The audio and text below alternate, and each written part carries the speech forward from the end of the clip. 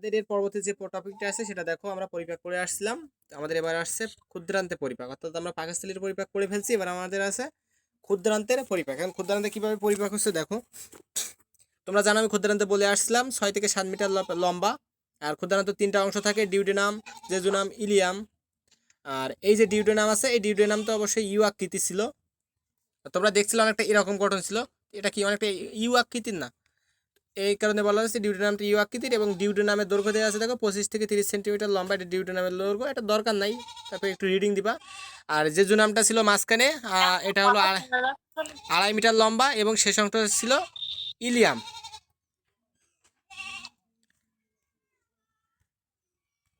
আচ্ছা, এবার শোনা যাচ্ছে আমার কথা? জি ভাইয়া।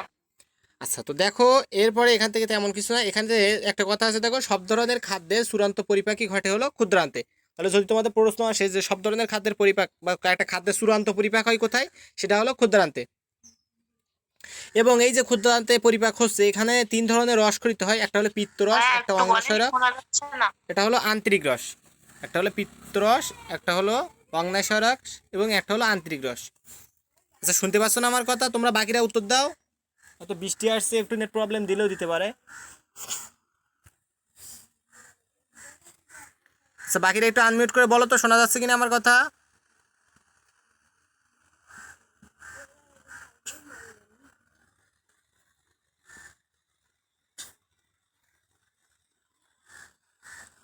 আচ্ছা, শুনতে পাচ্ছ আমায়?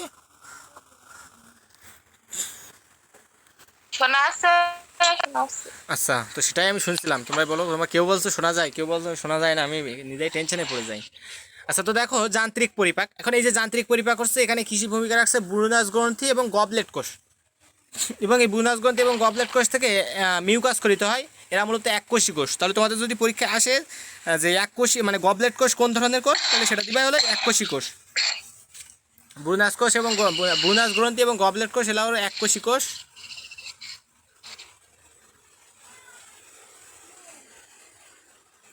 আচ্ছা, এটা কিন্তু পরীক্ষা একবার আসছিল, ব্রুনাস কোষ বা গবলেট কোষ হলো এককোষী কোষ।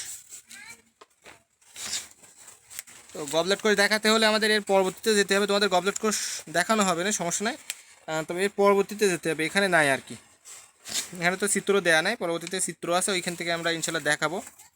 অর্থাৎ গবলেট কোষ আমাদের ক্ষুদ্রান্তে এরকম ভিলাই থাকে, ভিলাই থেকে এরকম হয়।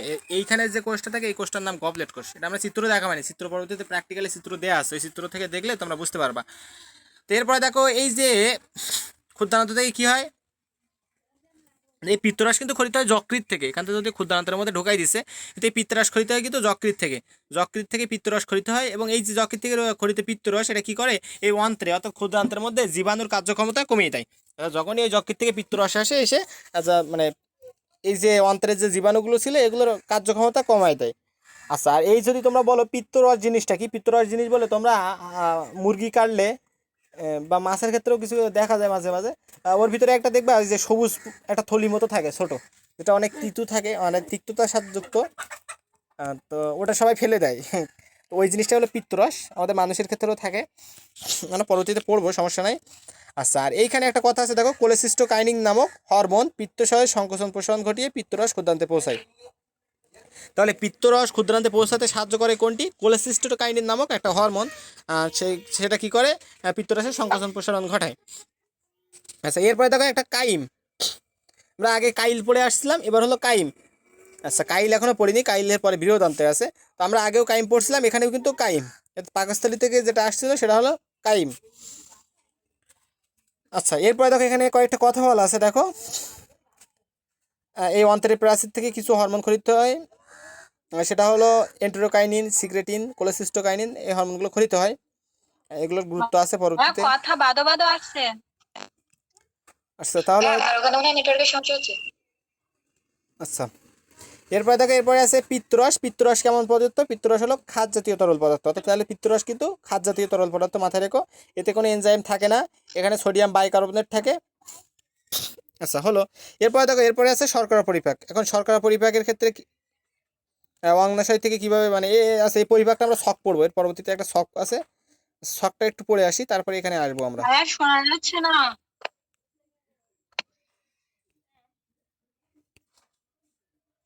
আচ্ছা, বাকিদেরও কি একই অবস্থা? ভাইয়া কথা কাটা কাটা কথা কাটা কাটা আসছে।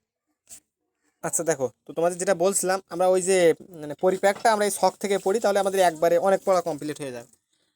তো তার আগে এখানে একটা কথা বলা আছে, দেখো, মূত্রে যদি গ্লুকোজের উপস্থিতি থাকে তাহলে তাকে বলা হয় গ্লাইকোসুরিয়া, আর যদি মূত্রে রক্তের উপস্থিতি থাকে তাহলে তাকে বলা হয় হেমাসুরিয়া। মাথায় রেখো, কারণ মূত্রের সাথে যদি মাঝে মাঝে গ্লুকোজ দেখা যায় তাদেরকে বলা হয় গ্লাইকোসুরিয়া, আর যদি সেটা হলো রক্তের মানে ওস্কার সাথে মূত্রের সাথে যদি রক্ত আসে তাহলে সেটাকে বলা হয় হেমাসুরিয়া। আচ্ছা, তো দেখো এখানে আমাদের পরিপাক স্থল, পরিপাক গ্রন্থি আর পরিপাক রস, পরিপাকে কি এনজাইম ভূমিকা রাখছে, প্রভাবিত খাদ্যের নাম, অর্থাৎ কোন কোন খাদ্যের উপরে সেটা প্রভাব ফেলছে, আর এটা হলো সরলীকৃত উপাদান, অর্থাৎ সেটা পরিপাক করে কোন উপাদানে পরিণত করছে। তো দেখো এইখানে প্রথমেই আছে, দেখো, মুখগহ্বর। আমাদের মুখগহ্বরে লালারস থাকে, সেটা টায়ালিন আর মল্টেস এনজাইম ক্ষরণ করে। এবং এই টায়ালিন এনজাইমের আরেক নাম হলো স্যালিভারি আলফা অ্যামাইলেস, এটা আমরা পড়বানে যদিও। তো সেটা কি করে, সেটা এস্টাস আর গ্লাইকন জাতীয় অর্থাৎ এস্টার জাতীয় পদার্থ থেকে মল্টেস আর মল্টেজে মানে গ্লুকোজে পরিণত করে। আর এখানে এরপর দেখো পাকস্থলী, পাকস্থলী থেকে অর্থাৎ পাকস্থলী যে মানে গ্রন্থি থেকে যে রস বেরোয় সেটা হলো নিশ্চিত পরিপাক রস। তো তোমরা একটু মিউট করে রাখতে হয়, বুঝি না। তো দেখো এইখানে বিষয়টা তাহলে দেখো, এই পাকস্থলী থেকে প্রোটিন পরিপাককারী এনজাইম বের হয় আর লিপিড পরিপাককারী বের হয়। তো দেখো এই পাকস্থলীতে পেপসিন, জেলাটিনেস আর রেনিন, পেপসিন, জেলাটিনেস আর রেনিন খরিত হয়। তো এই এনজাইমগুলোর নাম মনে রাখবো, বাকিগুলো মনে রাখার দরকার নেই। Pepsin, জেলাটিনেস, renin. আর এই যে গ্যাস্ট্রিক লাইপেজ বের হয়, এটা হলো লিপিড পরিপাককারী এনজাইম। এটা কিসে কাজ করে, মাখনের চর্বিতে। তাহলে মাখনের চর্বি পরিপাক করার জন্য কোন এনজাইম ব্যবহৃত হয়, গ্যাস্ট্রিক লাইপেজ। মাথায় রেখো।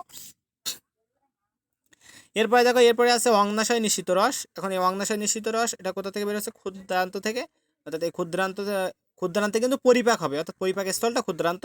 তাহলে এই অগ্নাশয় নিঃসৃত রস আর আন্তরিক নিঃসৃত রস। এখন দেখো অগ্নাশয় নিঃসৃত রসের মধ্যে আছে, দেখো, trypsin, chymotrypsin, carboxy peptidase, amino peptidase, tripeptidase, dipeptidase, collagenase. মাথায় রেখো, তাহলে এই ট্রিপসিন আর কোলাজিনেস আছে, আর এখানে কিন্তু জিলাটিনেস আছে। মাথায় রেখো, এগুলো যেন গুলাই না যায়। পাকস্থলী থেকে বের হয় জিলাটিনেস, আর এই কোলাজিনেস আর ট্রিপসিন বের হয় হলো অগ্নাশয় থেকে। আচ্ছা, আর এখানে দেখো শর্করা পরিপাককারী আছে, লিপিড এতটাও ইম্পর্টেন্ট না। এরপরে দেখো এখানে আন্তরিক গ্রন্থি থেকে যে রসটা বেরোচ্ছে, এখানে কার্বোহাইড্রেট পরিপাককারী হিসেবে থাকে, আর ল্যাকটেস, মল্টেস, সুক্রেস, অ্যামাইলেস। এটা মাথায় রাখবে, এটুকু পড়লে এখান থেকে এই শখ থেকে এনাফ, আমরা অনেক পড়া পড়ে ফেলছি। আচ্ছা, এটুকুর মধ্যে কারো কোনো বুঝতে অসুবিধা আছে কিনা, থাকলে আমার একটু বলো। না ভাইয়া। হ্যাঁ। অনেক পড়া আজকে।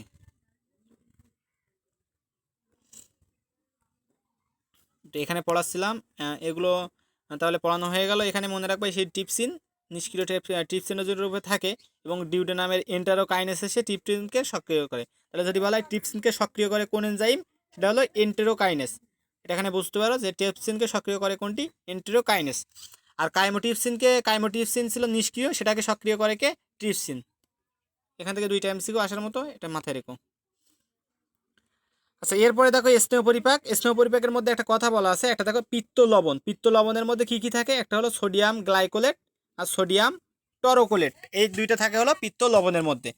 আচ্ছা, আর এই যে এরপরে দেখো অবদ্রবণ বা ইমালসিফিকেশন একটা কথা আছে। ইমালসিফিকেশন কথাটা কি, ইমালসিফিকেশন কথাটা অর্থ হলো যে স্নেহ জাতীয় যে খাদ্যগুলো আছে সেগুলোকে ভেঙে ক্ষুদ্র ক্ষুদ্র কণায় পরিণত করাকে বলা হয় অবদ্রবণ বা ইমালসিফিকেশন।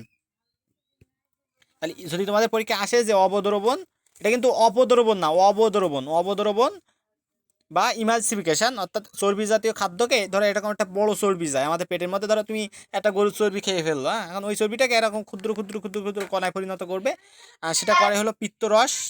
তো এটা আমরা পরবর্তীতে পড়বো। তো এই কারণে এটাকে বলা হচ্ছে অবদ্রবণ বা ইমালসিফিকেশন।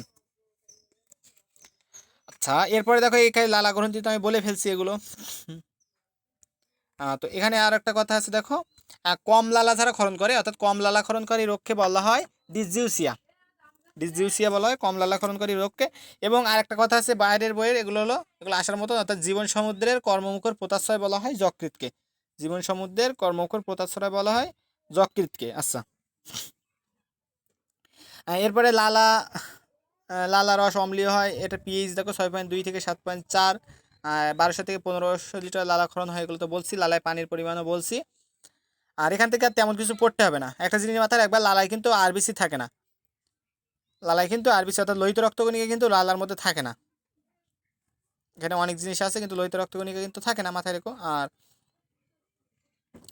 এরপরে দেখো লালার কাজের মধ্যে দেখো, আমাদের যখন ভয়, উত্তেজনা এবং অসুখ হয় এই সময় লালাক্ষরণ কমে যায়। অর্থাৎ আমাদের মুখের মধ্যে লালাক্ষরণ কখন কমে যায়? যখন ভয় হয়, উত্তেজনা বা অসুখের সময়। তো কিছু কিছু দেখবা মানুষ তোল্লায়, তারা তোল্লায় কেন? কারণ তাদের ক্ষেত্রে দেখা যায় লালাক্ষরণটা কম হয়ে যায়, বুঝতে পারছি? এই কারণে কিন্তু মানুষ তোল্লায়। তো দেখবা কেউ কেউ মানুষ স্বাভাবিকভাবে কথা ঠিক বলছে, কিন্তু দেখা গেল ছাত্রদের সামনে বা একটু মানে ভালো জায়গায় গেলে, মানে অনেকের সামনে কথা বলতে গেলে তখন তোল্লাচ্ছে, কারণ দেখা যায় তখন ভয়, উত্তেজনা বা এই অসুখের কারণে দেখা যায় তার লালাক্ষরণটা কমে যায়, সে আর কথা বলতে পারে না স্পষ্ট। আচ্ছা, তো এরপরে দেখো,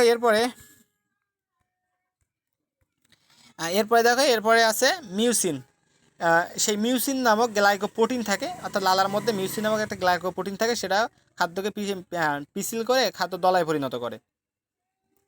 আচ্ছা, এরপরে দেখো ক্লোরাইড কি করে? ক্লোরাইড স্যালিভারি অ্যামাইলেজকে সক্রিয় করে, অর্থাৎ স্যালিভারি অ্যামাইলেজ বলতে কিন্তু টায়ালিন এনজাইমকে বোঝাচ্ছে। তাহলে ক্লোরাইড কি করে? টায়ালিন এনজাইমকে সক্রিয় করে। তাহলে ক্লোরাইড কি করে? স্যালিভারি অ্যামাইলেজকে সক্রিয় করে বা টায়ালিন এনজাইমকে সক্রিয় করে। আচ্ছা, এগুলো কিন্তু পরীক্ষা আসার মতো আমি যেগুলো দেখাই দিচ্ছি। আচ্ছা, এরপরে বাইকার্বনেট দেখো বাফার হিসেবে কাজ করে। তাহলে বাইকার্বনেটের আছে, বাফারেরও আছে, অর্থাৎ বাইকার্বনেটটা বাফার হিসেবে কাজ করবে। বাইকার্বনেট বাফার হিসেবে কাজ করে। আচ্ছা, আর একটা কাজ করে বাইকার্বনেট, সেটা হলো দাঁতের এনামেল ক্ষয় রোধ করে। অর্থাৎ টুথপেস্ট তৈরির ক্ষেত্রে বাইকার্বনেট ইউজ করা হয়। তোমরা টুথপেস্টের খামের গায়ে লেখা পড়লে বুঝতে পারবা। আর আমাদের লালা একটা এনজাইম থাকে, সেই এনজাইম নাম হলো লাইসোজাইম এনজাইম। মাথায় রেখো, লালাই এনজাইম থেকে লাইসোজাইম এনজাইম নামক। অর্থাৎ আমাদের মুখের মধ্যে যে ব্যাকটেরিয়াগুলো থাকে সেই ব্যাকটেরিয়াগুলোকে ধ্বংস করে। তাহলে আমাদের লালায় কোন এনজাইম থাকে? লাইসোজাইম এনজাইম থাকে। আর আমাদের লালায় একটা ইমিউনোগ্লোবিন থাকে, অর্থাৎ ইমিউনোগ্লোবিন IgA থাকে। ইমিউনোগ্লোবিন 5 ধরনের আছে। IgG আছে, IgA আছে, IgM আছে, IgE আছে, IgD আছে। তো এরকম 5 ধরনের ইমিউনোগ্লোবিন আছে, যেগুলো মূলত আমাদের দেহের প্রতিরক্ষার সাথে যুক্ত। আর তাহলে আমাদের লালাও কিন্তু প্রতিরক্ষা করতে সাহায্য করছে, বুঝতে পারছো? তাহলে আমাদের লালায় কোন ধরনের ইমিউনোগ্লোবিন থাকবে? IgA থাকবে। ভাইয়া এই আইজিএ এর ফুল ফর্ম কি? ইমিউনোগ্লোবিন এ। ইমিউনোগ্লোবিন এ। তো এক্ষেত্রে মূলত ইমিউনোগ্লোবিন আলফা, এটা ডেল্টা না, এটা হলো আলফা থাকে, ইমিউনোগ্লোবিন আলফা থাকে। তো এটা তোমরা দশম অধ্যায়ে এই বিষয়ে ইমিউনোগ্লোবিন নিয়ে অনেক কথাবার্তা আছে, তোমাদের দশম অধ্যায়ে আছে কিনা জানি না। আর দশম অধ্যায়টা পড়াতে পারলে ওখানে অনেক বিস্তারিত আছে এটা নিয়ে। অর্থাৎ এটা আমাদের প্রতিরক্ষা কাজের সাথে অংশগ্রহণ করে, অর্থাৎ এটা একটা অ্যান্টিবডি বলতে পারো। আচ্ছা, এরপরে আছে যকৃৎ। এখন আমাদের সবচেয়ে বড় গ্রন্থি, মানবদের সবচেয়ে বড় গ্রন্থি হলো যকৃৎ। আর যকৃতের ওজন দেওয়া আছে দেখো 1.5 থেকে 2 কেজি, অর্থাৎ একজন পূর্ণবয়স্ক মানুষের 1.5 থেকে 2 কেজি থাকে।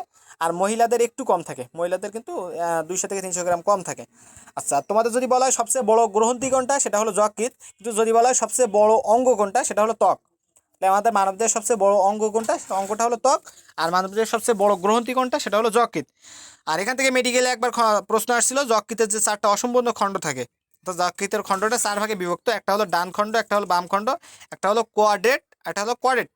তো এইখানে মেডিকেলে একবার আসছিল, এখানে তো কোয়াড্রেট আছে, এই কোয়াড্রেটের এই জায়গায় আছে দেখো কোয়াড্রেট, কিন্তু মেডিকেলের 4টা অপশানে কোয়াড্রেটও ছিল, আর একটা অপশান ছিল কোয়াড্রেট।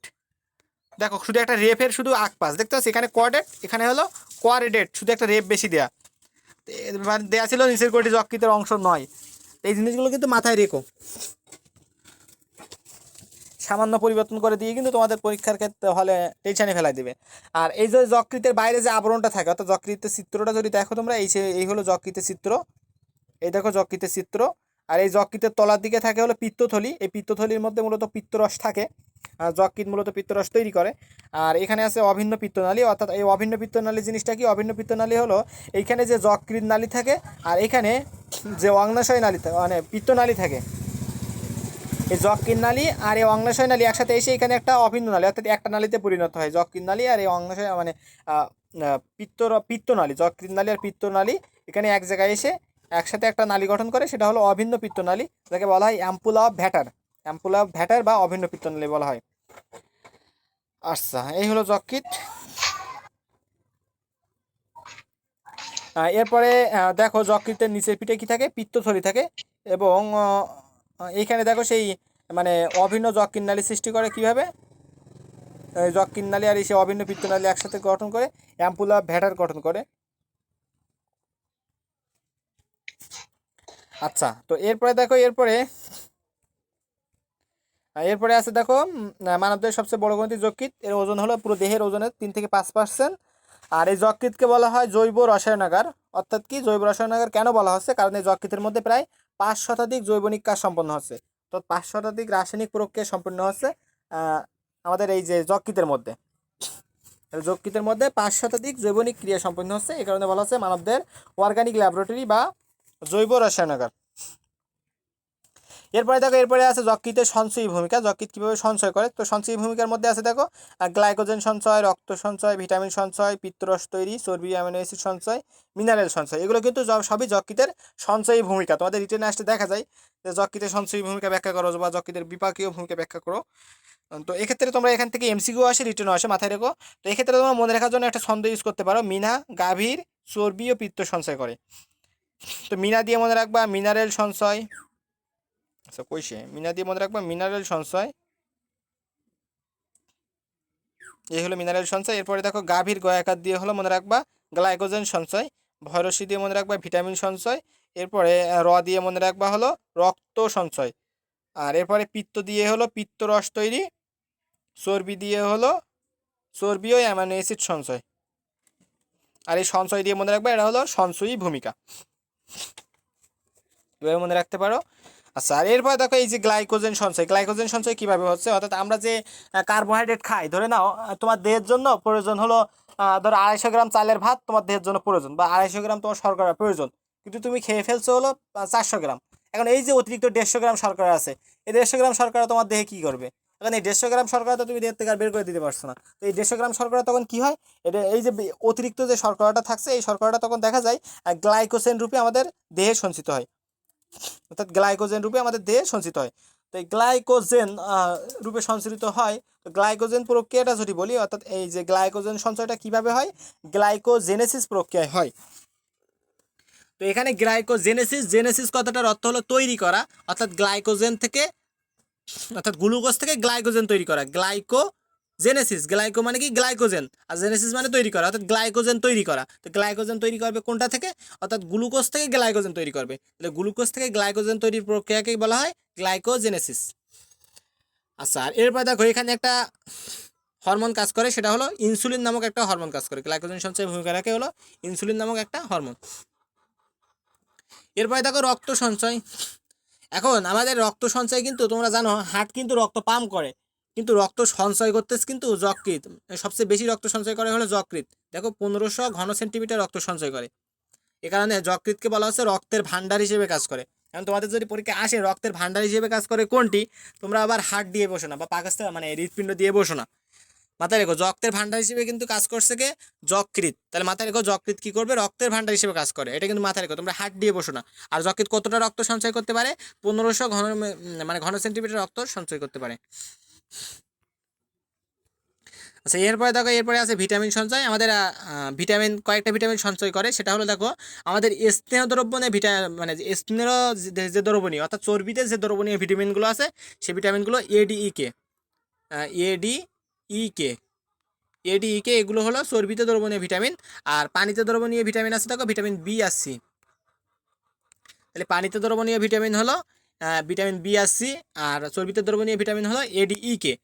তো তোমরা এই এডিইকে মনে রাখার জন্য একটা ছন্দ ইউজ করতে পারো, কেডা স্নেহ পায়। তো কেডা স্নেহ পায় অর্থাৎ কি, কেই কেডা স্নেহ পায়, অর্থাৎ এই স্নেহ দিয়ে মনে রাখবা স্নেহ দ্রবণীয় ভিটামিন মানে দ্রবণীয়, আর কে দিয়ে ভিটামিন KEDA। যে কোনো তোমাদের দুইভাবেই তোমরা যে কোনোভাবে মনে রাখতে পারো, অর্থাৎ ভিটামিন সঞ্চয় এটা করে। আর এই যে ভিটামিন B12, অর্থাৎ এই যে কোবালামিন আর এই যে ফলিক অ্যাসিড, এই দুটো একসাথে বলা হয় হেমাটোপয়েটিক ভিটামিন। আর এখানে যে ফলিক অ্যাসিডটা থাকে, এই ফলিক অ্যাসিডটা কিন্তু মূলত আমাদের অস্থিমজ্জার লোহিত রক্তকণিকা তৈরিতে কাজে লাগে আর কি। আমাদের যকৃৎ লোহিত রক্তকণিকা তৈরি করে, আমরা পড়বো এরপরে। এরপরে দেখো যকৃৎ কর্তৃক উৎপন্ন পিত্তরস, তাহলে পিত্তরস কিন্তু তৈরি করে হলো যকৃৎ। আচ্ছা কেউ কিছু বলবা? হ্যাঁ বলছি যে হেমাটোপয়েটিক ভিটামিনটা একটু বলেন। অর্থাৎ এই যে কোবালামিন ভিটামিন আর এই যে ফলিক অ্যাসিড ভিটামিন, এই দুটো যখন একসাথে হয়, দুটাকে একসাথে বলা হয় হেমাটোপয়েটিক ভিটামিন। আচ্ছা এই যে পিত্তরস তৈরি, তোমাদের কিন্তু পরীক্ষায় আসে পিত্তরস তৈরি করে কোনটি, এটা কিন্তু হবে পিত্ত মানে এটা হবে যকৃৎ, বুঝতে পারছো? পিত্তরস কিন্তু তৈরি করে যকৃৎ, তোমরা আবার পিত্তথলি দিয়ে বসো না। অর্থাৎ মাঝে মাঝে দেয়া মানে কদাগে দেয়া থাকে পিত্তরস তৈরি করে কোনটি, কদাগে দেয়া থাকে পিত্তথলি। তো সবাই ভাবে পিত্তথলি থেকে হয়তো পিত্তরস তৈরি হয়, সবাই পিত্তথলি দিয়ে দেয়। কিন্তু মাথায় রেখো এই পিত্তরস কিন্তু তৈরি করবে হলো, পিত্তরস তৈরি করে কোনটি, সেটা হলো যকৃৎ। আর একটা জিনিস এখানে বাদ গেছে, দেখো এখানে হলো যকৃতের সবচেয়ে বড় খণ্ড হলো ডান খণ্ডটা, মাথায় রেখো ডান খণ্ডটা সবচেয়ে বড় খণ্ড। আচ্ছা আর এই যে যকৃতের যে বড় খণ্ড ডান খণ্ড, এই ডান খণ্ডের নিচে মূলত আমাদের পিত্তথলিটা থাকে। আচ্ছা আর এই যে পিত্তরস, এই পিত্তরস তৈরি করে তো হলো যকৃৎ, আর পিত্তরসটা জমা হয় কোথায়, জমা হয় হলো পিত্তথলিতে। তাহলে পিত্তরস তৈরি করে হলো যকৃৎ, পিত্তরস জমা হয় হলো পিত্তথলিতে, আর পিত্তরস কাজ করে কোথায়, কাজ করে হলো ক্ষুদ্রান্তের ডিউটেনামে। তিনটা কথা, পিত্তরস তৈরি করে কে, পিত্তরস তৈরি করে যকৃৎ, পিত্তরস জমা রাখে কি, জমা রাখে হলো পিত্তথলি, ওই থলি জমা রাখবে। আর পিত্তরস কাজ করে কোথায়, সেটা হলো ক্ষুদ্রান্তের ডিউটেনামে, মাথায় রেখো। আচ্ছা তো এরপরে দেখো, এরপরে আছে চর্বি অ্যামিনো অ্যাসিড সঞ্চয়, অর্থাৎ এটা হলো যে বললাম গ্লাইকোজেন রূপে সঞ্চয় করে। তো আমাদের এই যে এরপরে পড়বা গ্লুকোনিওজেনেসিস, অর্থাৎ অশর্করা থেকে বা চর্বি যে স্নেহ জাতীয় খাদ্য যখন হলো মানে গ্লাইকোজেন রূপে সঞ্চিত হয় আমাদের দেহে, সেটা প্রক্রিয়াকে বলা হয় গ্লুকোনিওজেনেসিস, এরপরে পড়বো।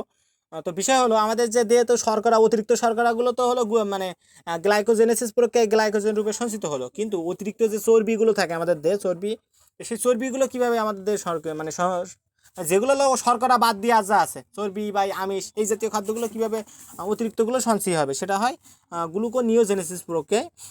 এটা পড়বো পরবর্তীতে, সমস্যা নাই।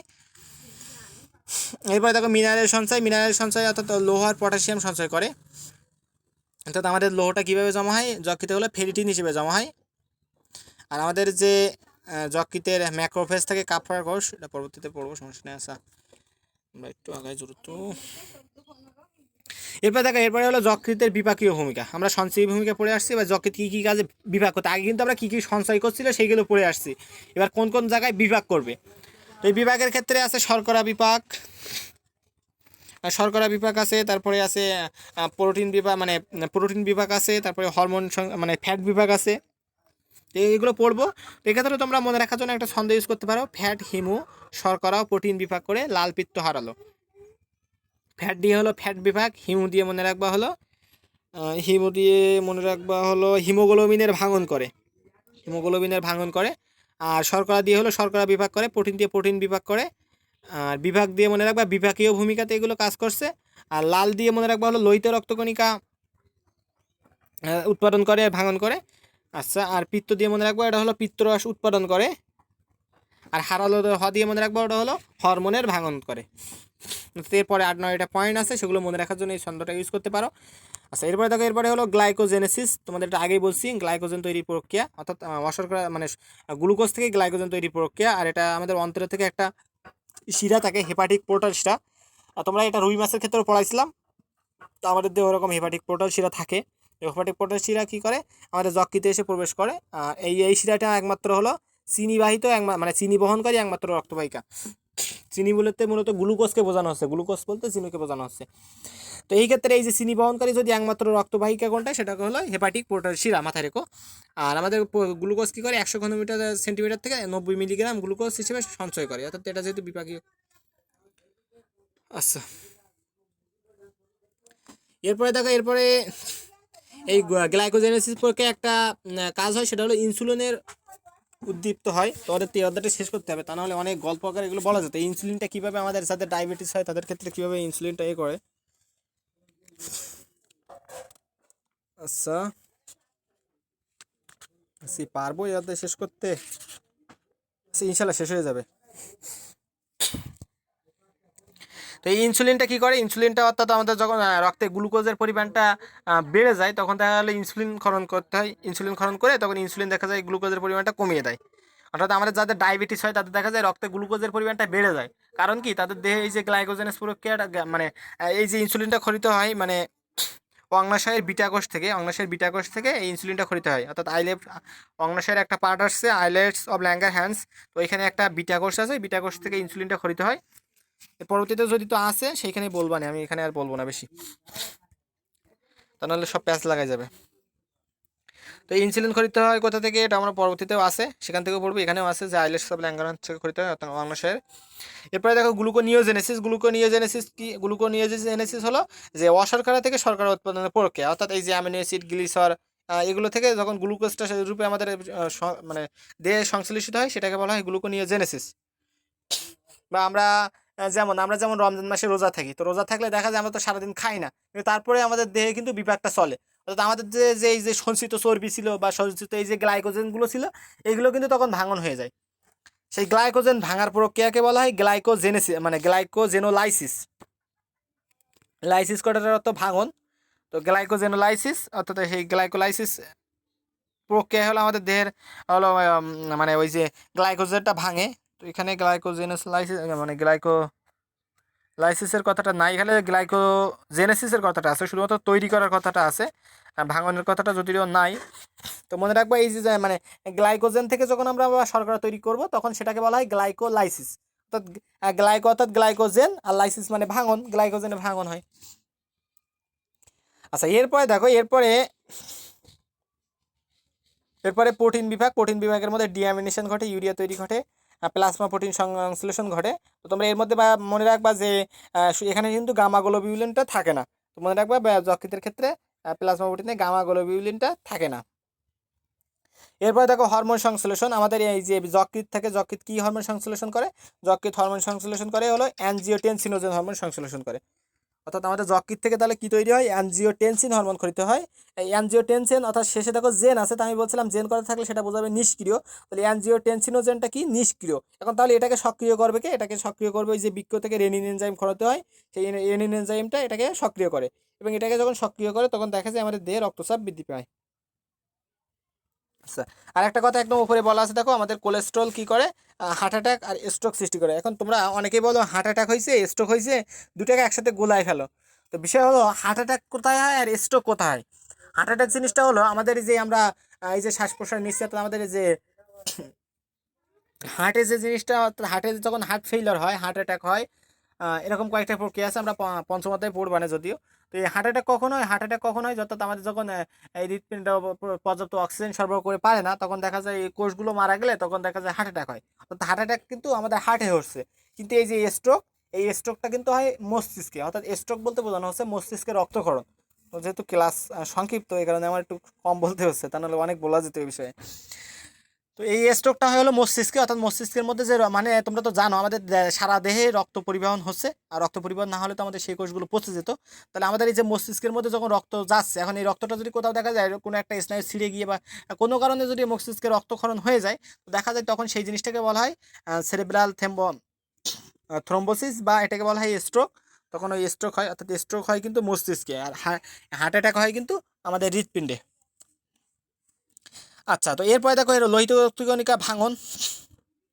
তো লোহিত রক্তকণিকা ভাঙন কিভাবে হচ্ছে দেখো, এখানে আমাদের যে শিশুদেহে লোহিত রক্তকণিকা উৎপাদন করে হলো যকৃৎ। আর তোমরা জানো আমাদের লোহিত রক্তকণিকা ভাঙে দুইটা জিনিস, একটা হলো যকৃৎ আর পিলিয়া। তোমরা জানো যকৃৎ আর পিলিয়াই হলো লোহিত রক্তকণিকা ভাঙে। তো যকৃৎ আর পিলিয়া এই দুটাকে বলা হয় হলো লোহিত রক্তকণিকা ভাঙার কবরস্থান বলা হয় অনেকটা। তো মূলত এটা পিলিহাকে বলা হয়, তার পাশাপাশি যকৃৎ ভূমিকা পালন করে। আর যদি তোমাদের বলা হয় যে লোহিত রক্তকণিকা উৎপন্ন করে কোনটি, সেটা হলো লোহিত রক্তকণিকা উৎপাদন করে কোনটি, সেটা হলো লাল অস্থিমজ্জা। আমাদের যদি বলা হয় লোহিত রক্তকণিকা উৎপন্ন করে কোনটি, সেটা হলো লাল অস্থিমজ্জা থেকে লোহিত রক্তকণিকা উৎপন্ন হয়। কিন্তু যদি বলা হয় যে লোহিত রক্তকণিকা মানে শিশুদের লোহিত রক্তকণিকা উৎপন্ন করে কোনটি, সেটা হলো এই যকৃৎ। তাহলে যদি বলা হয় শিশুদের লোহিত রক্তকণিকা উৎপাদন করে কোনটি, সেটা হলো যকৃৎ। আর যদি বলা হয় পূর্ণবয়স্ক মানুষের লোহিত রক্তকণিকা উৎপাদন করে কোনটি, সেটা কিন্তু হবে লাল অস্থিমজ্জা, মাথায় রেখো। আচ্ছা, এরপরে আছে হিমোগ্লোবিনের ভাঙন, অর্থাৎ আমাদের যে হিমোগ্লোবিন থাকে এটাকে ভাঙে যকৃৎ। আর আমাদের যকৃতে একটা ম্যাক্রোফেজ থাকে, সেটার নাম হলো কাফার কোষ। এটা মেডিকেল প্লাস তোমাদের এইচএসসির কয়েকবার আসছে। যকৃতের ম্যাক্রোফেজের নাম কি বলা হয়, মানে কাফার কোষ। এর পাশাপাশি আমাদের মস্তিষ্কের মানে আমাদের হৃৎপিণ্ডের ম্যাক্রোফেজ আছে, বৃক্কের ম্যাক্রোফেজ আছে, এগুলো এখন পড়বো না, এগুলো পরবর্তীতে আছে। 10 অধ্যায়ের বিষয়, এখানে যেটা নাই পড়াবো না এখন। তো এই যে যকৃতের ম্যাক্রোফেজ, যকৃতের ম্যাক্রোফেজকে বলা হয় কাফ্ফার কোষ। আর এই যে আমাদের হিমোগ্লোবিন থাকে, এই হিমোগ্লোবিনটাকে এই ম্যাক্রোফেজ ভেঙে দুইটা জিনিসে পরিণত করে। একটা হলো হিম আর একটা হলো গ্লোবিন। গ্লোবিন হলো এক ধরনের প্রোটিন, আর হিমটা কি, এটা হলো লৌহ মূলত। তো এই হিমটা আবার দুইটা জিনিসে ভাঙে, একটা হলো বিলিভার্ডিন আর একটা হলো বিলিরুবিন। তো বিলিভার্ডিন, ভার্ডিন কথার অর্থ সবুজ, অর্থাৎ বিলিভার্ডিনটা হয় সবুজ রঞ্জক আর বিলিরুবিনটা হয় হলুদ বর্ণের।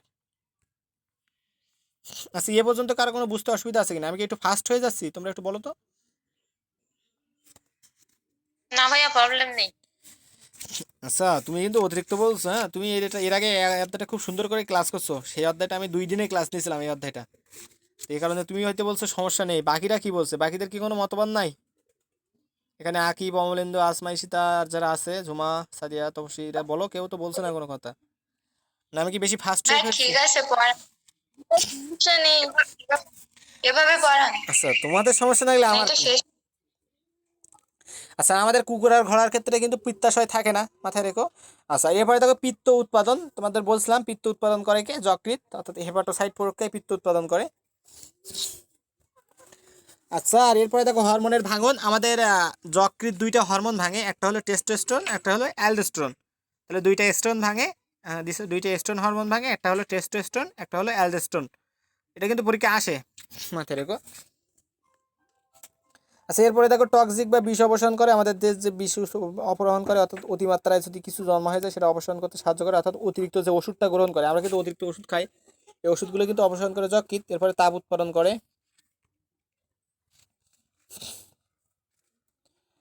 আচ্ছা, এরপরে দেখো এরপরে রক্ত থেকে ব্যাকটেরিয়া মুক্ত করে, মাথায় রাখবে, এই পয়েন্টগুলো পড়ে ফেলবে। এরপরে দেখো যকৃতের নিঃসরণ বা পিত্তরস উৎপাদন। কারণ পিত্তরস জিনিসটা কি? পিত্তরস, আচ্ছা, পিত্তরস তৈরি করে কোনটা? পিত্তরস তৈরি করে কে? হ্যাঁ, পিত্তরস তৈরি করে যকৃৎ। এখন এই যে পিত্তরসটা জিনিসটা কি, দেখো এটা হলো হলদে সবুজ, আঠালো, তিক্ত স্বাদকারী, ক্ষারীয় পদার্থ। এবং এটা জমা হয় কোথায়? পিত্তথলিতে জমা হয়। আর এই যে অভিন্ন যকৃৎ নালী আর এই পিত্তনালী একসাথে অ্যাম্পুলার ভ্যাটার গঠন করে, অর্থাৎ একটা অভিন্ন পিত্তনালী মানে নালী গঠন করে। এটা তোমাদের দেখাইছিলাম, অভিন্ন যকৃৎ নালী। এরপরে এখানে দেখো এই যে পিত্তরসে পানি থেকে 97 থেকে 98%। পিত্তরসে পানি থেকে 97 থেকে 98%, দেখো। আচ্ছা, আর এই পিত্তরসের মধ্যে তেমন খুব বেশি পড়তে হবে না, এখানে অনেক দেখানো আছে, এত কিছু পড়ার দরকার নেই, পানির পরিমাণটা পড়লেই এনাফ। আর এখানে দেখো সেই ইমালসিফিকেশন, অর্থাৎ পিত্তরস চর্বি জাতীয় খাদ্যকে ক্ষুদ্র ক্ষুদ্র কণায় পরিণত করে, এটাকে বলা হয়েছে ইমালসিফিকেশন বা অবদ্রবণ। আর এখানে দেখো পিত্ত লবণ, আগেটা ছিল পিত্ত রস আর এটা হলো পিত্ত লবণ। আর এই পিত্ত লবণ কী করে? পেরিস্টালসিস প্রক্রিয়ায় মল নিষ্কাশনে সাহায্য করে, অর্থাৎ আমাদের যে মলটা নিষ্কাশন হয় এটা ক্ষেত্রে দেখা যায় পেরিস্টালসিস প্রক্রিয়া হয়। অর্থাৎ পেরিস্টালসিস বলতে বোঝানো হয় হলো সংকোচন প্রসারণ। সংকোচন প্রসারণ করে আমাদের মল নিষ্কাশনে সাহায্য করে। এরপরে দেখো এরপরে আছে অগ্নাশয়। আচ্ছা, এরপরে এটা তো আগেই পড়ে ফেলছি। আর এখানে দেখো সেই বীজগুলো অপসারণ করে বলা আছে, এগুলো পড়ে ফেলবা। এরপরে দেখো অগ্নাশয়। অগ্নাশয়ের গঠনটা দেখো এরকম। এটা দেখতে অনেকটা অর্ধবৃত্তাকার, মরিচের মতো, গোলাপি ধূসর, এবং এটা একটা মাংসল পেশি। আচ্ছা, এখানে অগ্নাশয়ের কথাবার্তাটা সব মার্ক করা আছে, কোনটা অগ্নাশয়ের মাথা, কোনটা অগ্নাশয়ের নালী, কোনটা ডিউডেনাম, এই সেই ডিউডেনাম সবগুলো আছে, এই সব অভিন্ন পিত্তনালী এগুলো আছে, দেখে নিবা। আর একটা কথা মাথায় রাখবা, আমাদের অগ্নাশয়টা হলো একটা মিশ্র গ্রন্থি। তো আমাদের মিশ্র গ্রন্থি তিনটা, একটা হলো অগ্নাশয়, একটা হলো শুক্রাণু, আর একটা হলো ডিম্বাণু। মানে শুক্রাশয় আর ডিম্বাশয়, শুক্রাশয় এই সংখ্যাকাণ্ড ডিম্বাণু না বলে বলি শুক্রাশয়, ডিম্বাশয় আর অগ্নাশয়, তিনটা শয় হলো মিশ্র গ্রন্থি। আচ্ছা, মিশ্র গ্রন্থি কাদের বলে? যাদের থেকে অন্তঃকরা গ্রন্থি আর বহিঃকরা গ্রন্থি থেকে যে হরমোনগুলো বা রসগুলো খরিত হয়, সেগুলো যদি এই একটা গ্রন্থি থেকে খরিত হয় সেটাকে বলা হয় মিশ্র গ্রন্থি। অর্থাৎ যেটা অন্তঃকরা গ্রন্থিও কাজ করবে, তাতে বহিঃকরা গ্রন্থিও কাজ করবে। এটা নিয়ে তোমাদের অন্তঃকরা বহিঃকরা গ্রন্থি নিয়ে আমি লাস্ট ক্লাসে একবার বলছিলাম, তার আর বলতে পারছি না, এখানে সময় কম। আর একটা কথা, এখানে দেখা যায় উইস্যাংয়ের নালী, অর্থাৎ ডাক্ট অফ উইস্যাং। তো এই উইস্যাংয়ের নালী কিসে থাকে? অগ্নাশয়ের মধ্যে থাকে, এটা কিন্তু মাথায় রেখো। তোমাদের এরকম আসে উইস্যাং নালী, বা এক নাম হলো অগ্নাশয় নালী। তাহলে উইস্যাং নালী বা অগ্নাশয় নালী থাকে কিসে? এটা হলো অন্তঃকরা মানে অগ্নাশয়ের মধ্যে থাকে। এটা বহিঃকরা গ্রন্থি হিসেবে কাজ করে, অন্তঃকরা গ্রন্থি হিসেবে কাজ করে, এখানে ব্যাখ্যা দেওয়া আছে। তোমরা কষ্ট করে একটু পড়ে নিবা, না বুঝতে পারলে তো আমি আসি, কিন্তু সময় কম, একটু দ্রুত আগাবো। এরপর দেখো এই অন্তঃক্ষরা গ্রন্থির ক্ষেত্রে দেখো এখানে বলা হচ্ছে এই যে অগ্ন্যাশয়ের আইলেটস অফ ল্যাঙ্গারহ্যান্স বা ল্যাঙ্গারেন্সের দ্বীপপুঞ্জ নামক একটা কোষ থাকে, সেখান থেকে 4 ধরনের কোষ পাওয়া যায়। সেটা হলো দেখো একটা আলফা কোষ, বিটা কোষ, ডেল্টা কোষ, পিপি কোষ, অর্থাৎ পলিপেপটাইড প্যানক্রিয়েটিক পলিপেপটাইড কোষ। আলফা কোষ, গামা কোষ, ডেল্টা কোষ আর প্যানক্রিয়েটিক পলিপেপটাইড কোষ। আচ্ছা, তো দেখো এই আলফা কোষ থেকে কী খরিত হয়? গ্লুকাগন খরিত হয়। এটা কিন্তু অনেক ইম্পর্টেন্ট একটা টপিক। আলফা কোষ থেকে খরিত হয় গ্লুকাগন, বিটা কোষ থেকে খরিত হয় ইনসুলিন, ডেল্টা কোষ থেকে খরিত হয় সোমাটোস্ট্যাটিন, পিপি কোষ থেকে খরিত হয় প্যানক্রিয়েটিক পলিপেপটাইড। তো দেখো আমাদের দেহে যখন গ্লুকোজের পরিমাণ মানে কমে যাবে, তখন এই গ্লুকোজের পরিমাণ বাড়ানোর জন্য আমাদের গ্লুকাগন হরমোন খরিত হয়, এবং আমাদের দেহে যখন গ্লুকোজের পরিমাণটা বেড়ে যাবে, তখন গ্লুকোজের পরিমাণটা কমানোর জন্য ইনসুলিন ব্যবহৃত হয়। আর এখানে সোমাটোস্ট্যাটিন কী করে? সোমাটোস্ট্যাটিন বা ডেল্টা কোষ কী করে? এটা হলো সোমাটোস্ট্যাটিন খরচ করে, আর এটা হলো এই যে আলফার বিটা কোষের ক্ষরণ নিয়ন্ত্রণ করে। যদি এটা বড় ডেল্টা, তো এটা আলফার বিটা কোষের ক্ষরণ নিয়ন্ত্রণ করবে। আর পিপি কোষ কি? পিপি কোষ হলো প্যানক্রিয়েটিক পলিপেপটাইড, এর আরেক নাম হলো গামা সেল। আচ্ছা, ডায়াবেটিস নিয়ে আর এখন কিছু বললাম না, সময় কম, নাহলে আমি গল্প করতাম। এখানে দেখো টিপসিন তো খরিত হয় অগ্ন্যাশয় থেকে, বলে ফেলছি, এখান থেকে কিছু না। এরপরে আছে গ্যাস্ট্রিক গ্রন্থি। এই গ্যাস্ট্রিক গ্রন্থি এটা তো পাকস্থলীতে থাকে, এবং এটা একটা থলিসদৃশ অংশ, এবং এর পেশে এখানে হলো পেশি বা মিউকোসা স্তর থাকে। মিউকোসা স্তর আমি চিত্রে দেখাবো না, পরবর্তীতে আছে। এখানে হলো গ্যাস্ট্রিক পিট ধারণ করে, এখানে 3.5 মিলিয়ন গ্যাস্ট্রিক পিট থাকে। তো গ্যাস্ট্রিক পিটটাও একটা দেখা গেলো স্তর মতো, অর্থাৎ এটা একটা মিউকোসা স্তর মতো। তো এই জিনিসগুলো চিত্র আছে, পরবর্তীতে প্র্যাকটিক্যাল ওই চিত্রের ক্ষেত্রে দেখাতে মনে করো। আচ্ছা, এই গ্যাস্ট্রিক পিট থাকে 3.5 মিলিয়ন, এবং একজন পূর্ণবয়স্ক মানুষ গ্যাস্ট্রিক জুস খরণ করে কতটা? 2 লিটার গ্যাস্ট্রিক জুস খরণ করে। তাহলে একজন পূর্ণবয়স্ক মানুষ গ্যাস্ট্রিক জুস খরণ করে কতটা? 2 লিটার গ্যাস্ট্রিক জুস খরণ করে। এবং এই যে গ্যাস্ট্রিক গ্রন্থির খরিত রসকে বলা হয় গ্যাস্ট্রিক জুস। আচ্ছা দেখো, তো এই গ্যাস্ট্রিক গ্রন্থি থেকে 4 ধরনের কোষ থাকে। দেখো এটা হলো অক্সেন্টিক কোষ, মিউকাস কোষ, আর্জেন্টাফিন কোষ, জাইমোজেনিক কোষ। 4 ধরনের কোষ থাকে। তো কোষ বোঝাতে গেলে তো আবার ওই চিত্রের দিকে যেতে হয়। আচ্ছা, এখন ওসব থাকে, আমি শুধু পড়াই যাই। এখানে দেখো মানে অক্সেন্টিক কোষ, মিউকাস কোষ এবং আর্জেন্টিফাইন কোষ এবং জাইমোজেনিক কোষ। অর্থাৎ ওই যে বললাম 4 ধরনের গ্যাস্ট্রিক গ্রন্থি থাকে, তো গ্যাস্ট্রিক গ্রন্থিতে 4 ধরনের কোষ পাওয়া যাচ্ছে।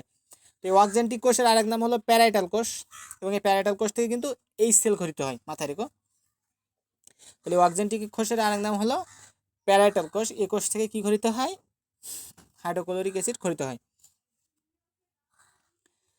তো এইভাবে আর এরপরে দেখো, এরপরে আছে মিউকাস কোষ। মিউকাস কোষ থেকে পিসিল মিউকাস খরিত হয়। আর আর্জেন্টাভিন কোষ থেকে গ্যাস্ট্রিক ইন্ট্রিনসিক ফ্যাক্টর সৃষ্টি হয়। আর্জেন্টিনা এইভাবে মনে রাখতে পারে, আর্জেন্টিনা, তাহলে আর্জেন্টাভিন কোষ, আর ইনা দিয়ে মনে রাখবা ইন্ট্রিনসিক ফ্যাক্টর থাকে। আর্জেন্টিনা দিয়ে নাম দিয়ে মনে রাখতে পারো। তাহলে আর্জেন্টিক কোষ, অর্থাৎ আর্জেন দিয়ে মনে রাখবা আর্জেন্টিক কোষ থাকে, আর ইনা দিয়ে মনে রাখবা গ্যাস্ট্রিক ইন্ট্রিনসিক ফ্যাক্টর সৃষ্টি করে। আচ্ছা, এরপর দেখো, এরপরে আছে জাইমোজেনিক কোষ। এই জাইমোজেনিক কোষটার নাম আরেক নাম হলো সিপ কোষ, অর্থাৎ জাইমোজেনিক কোষকে বলা হয় সিপ কোষ। এটা কি করে? এই সিপ কোষ হলো এই যে নিষ্ক্রিয় পেপসিনোজেন উৎপন্ন করে। সিপ কোষ কি করে? নিষ্ক্রিয় পেপসিনোজেন উৎপন্ন করে, মাথায় রেখো। তাহলে জাইমোজেনিক কোষের আরেক নাম হলো সিপ কোষ।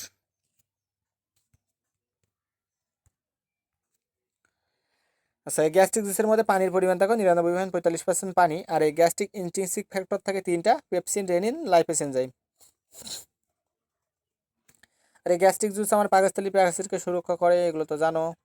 আর এখান থেকেই সেই রেনিন দুধের কেসিনকে প্যারাকেসিনে পরিণত করে, এটাও পড়াইছি। এরপরে আছে দেখো আন্ত্রিক গ্রন্থি।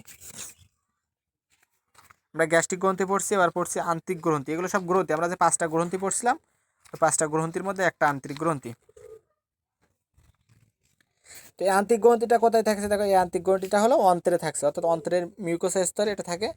এটা এককোষী, আর এখানে কিছু কিছু কোষ থাকে। দেখো, ব্রাশ কোষ, গবলেট কোষ, প্যানেট কোষ, আর্জেন্টাইন কোষ, লিভারকুনের গ্রন্থি, ব্রুনারের গ্রন্থি, এগুলো সবগুলোই আন্ত্রিক গ্রন্থিতে থাকে। আচ্ছা, আর এই আন্তরিক গ্রন্থি থেকে খরিত রসকে বলা হয় আন্তরিক রস বা সাক্কাস ইন্টেরিকাস। এটা কিন্তু মাথায় রেখো, আন্তরিক গ্রন্থি থেকে খরিত রসকে বলা হয় আন্তরিক রস বা সাক্কাস ইন্টেরিকাস। আন্তরিক গ্রন্থি থেকে খরিত রসকে বলা হয় আন্তরিক রস বা সাক্কাস ইন্টেরিকাস। আচ্ছা, আন্তরিক খরিত রসের মধ্যে 98.5% পানি থাকে, এখান থেকে তেমন কিছু পড়তে হবে না। আর এটা সক্রিয় করে কে? এন্টেরোকাইনেস এনজাইম। এখানে এনজাইম আর পিত্তরসের মধ্যে পার্থক্য আছে, তোমরা পড়ে ফেলবা। আন্তরিক রসের কাজ আছে, তোমরা রিডিং দিবা। এগুলো বোঝানোর মতো এখন অত সময় নেই যে তোমাদের লাইন দিয়ে দিয়ে পড়াবো। তোমরা নিজেরাই বললো আজকে অধ্যায় শেষ করতে, কারণ আমার এই অধ্যায় শেষ করতেই হবে। আচ্ছা, এখন আমাদের এই যে পরিপাক হচ্ছে, এই পরিপাকে কি আমাদের কোনো স্নায়ু বা হরমোন ভূমিকা রাখছে না? এখন অবশ্যই স্নায়ু এবং হরমোন ভূমিকা রাখছে। তো আমরা এখন পড়বো যে আমাদের এই পরিপাকে স্নায়ু এবং হরমোন কিভাবে ভূমিকা পালন করতেছে। তো দেখো, এখানে আছে আমাদের কেন্দ্রীয় স্নায়ুতন্ত্র আছে আর স্বয়ংক্রিয় স্নায়ুতন্ত্র আছে, তোমরা জানো। তো এই কেন্দ্রীয় স্নায়ুতন্ত্রের ক্ষেত্রে কি হয়, অর্থাৎ পরিপাকে স্নায়ুতন্ত্রের যে ভূমিকা পালন করছে। এখন এই যে কেন্দ্রীয় স্নায়ুতন্ত্র আছে, এগুলো হলো পোস্টে, মানে তোমাদের যে বললাম যে আমাদের যখনই খাবার আসছে সামনে, তখন কিন্তু আমাদের মুখে লালা চলে আসে। আচ্ছা, তো তার আগে একটু বলে নেই, এখানে স্বয়ংক্রিয় স্নায়ুতন্ত্র মানে স্নায়ুজালক আবার দুই ধরনের, অন্তর্নিহিত আর বহির্নিহিত। তো এর মধ্যে আবার দুই ধরনের আছে, অর্থাৎ স্বয়ংক্রিয় স্নায়ুতন্ত্র দুই ধরনের আছে, একটা হলো সিম্প্যাথেটিক, একটা হলো প্যারাসিম্প্যাথেটিক। অর্থাৎ একটা হলো আমাদের হৃৎপিণ্ড বাড়ায় প্যারাসিম্প্যাথেটিকটা, আর একটা হলো সিম্প্যাথেটিকটা আমাদের মানে হৃৎপিণ্ডের মানে যে হৃৎক্রিয়া বা তোমরা যদি বলো রক্তচাপ কমায়, এটা বলতে পারো। আচ্ছা, তো এখানে দেখো, এখানে পোস্টিং দিলে বাইরে মায়োজেনিক। আচ্ছা, তোমাদের এখানে ব্যাখ্যা করতে গেলে আমি কি করবো, পেরিস্টালসিস কথা বলা আছে, এখান থেকে তেমন কিছু পড়তে হবে না। এখানে দেখো, এখানে বললেই আমি একবারে চলে আসি লালাক্ষরণে। এখন লালাক্ষরণের ক্ষেত্রে কি হচ্ছে, আমি যে বললাম আমাদের মুখের সামনে মানে খাবার আনলে আমাদের লালাক্ষরণ হচ্ছে। তো এই ধরনের এখানে দুই ধরনের প্রতিবর্ত ক্রিয়া হয়, একটা হলো অনপেক্ষ আর একটা হলো সাপেক্ষ। কারণ অনপেক্ষ প্রতিবর্ত ক্রিয়া কি আর সাপেক্ষ প্রতিবর্ত ক্রিয়াটা কি? তো প্রতিবর্ত ক্রিয়াটা হলো যে ক্রিয়াটা মস্তিষ্ক দ্বারা পরিচালিত না হয়ে আমাদের যে স্পাইনাল কর্ড বা সুষুম্না স্নায়ু আছে সেটা দ্বারা পরিচালিত হয়। যেমন আমরা যে আঙুলে যদি সুই ফুটাই দেই, দিলে কি হয়, আমাদের মস্তিষ্কে খবর চলে যায় না, দিলে আমরা হাতটা সরাই নিই। তো এই যে প্রতিবর্ত ক্রিয়া, এটাকে বলা হচ্ছে মানে প্রতিবর্ত ক্রিয়া। এটা হলো মস্তিষ্কের ক্রিয়া না, এটা হলো প্রতিবর্ত ক্রিয়া। তো এই প্রতিবর্ত ক্রিয়া এখন যদি এটা যদি আমাদের শেখা থাকে, তাহলে সেটাকে বলা হচ্ছে সাপেক্ষ প্রতিবর্ত ক্রিয়া। অর্থাৎ যদি সেটা আমরা শিখি, কোনো একটা কাজের মাধ্যমে শিখি। যেমন ধরে নাও, যারা তেঁতুল চেনো বা তোমরা জানো যে তেঁতুল টক জাতীয় খাদ্য, আমার তেঁতুল দেখলে মুখে জল আসে। এখন যারা দেখবে, যারা তেঁতুল চেনে না, তেঁতুল জিনিসটা কি চেনেই না, তাদের সামনে যদি তেঁতুলটা রেখে দাও, তাদের কিন্তু মুখে জল আসবে না, কারণ তারা সেটা খায়ও নি, সেটা চেনেও না, তারা তো জানে না। অর্থাৎ তাদের কিন্তু এটা শেখা নাই। তো আমরা যে এই যে খাওয়ার মাধ্যমে শিখছি, এই যে খাওয়ার মাধ্যমে শেখা বা এই যে আমাদের কি প্রতিবর্ত ক্রিয়াটা তৈরি হচ্ছে, এটাকে বলা হচ্ছে সাপেক্ষ প্রতিবর্ত ক্রিয়া। অর্থাৎ এটা তৈরি হয়েছে, এগুলো আমাদের জিনগত না। কিন্তু কিছু কিছু প্রতিবর্ত ক্রিয়া আছে যেগুলো হলো আমাদের জিনগত। যেমন ওই যে আমাদের পাকস্থলীর মধ্যে মানে এই সেল খরিত হচ্ছে, তা ওটাকে আমাদের বলতে হয় যে তুমি এই সেল খরিত করো। আমাদের কিন্তু মুখের সামনে খাবার আনলে বা আমরা খাবার খেলেই কিন্তু গালের মধ্যে দিলেই কিন্তু আমাদের ওখানে খরিত শুরু হয়ে যাচ্ছে। তো এই ধরনের প্রতিবর্ত ক্রিয়াকে বলা হচ্ছে অনপেক্ষ প্রতিবর্ত ক্রিয়া। তো এখানে সেটার ব্যাখ্যা দেওয়া আছে উদাহরণ সহ।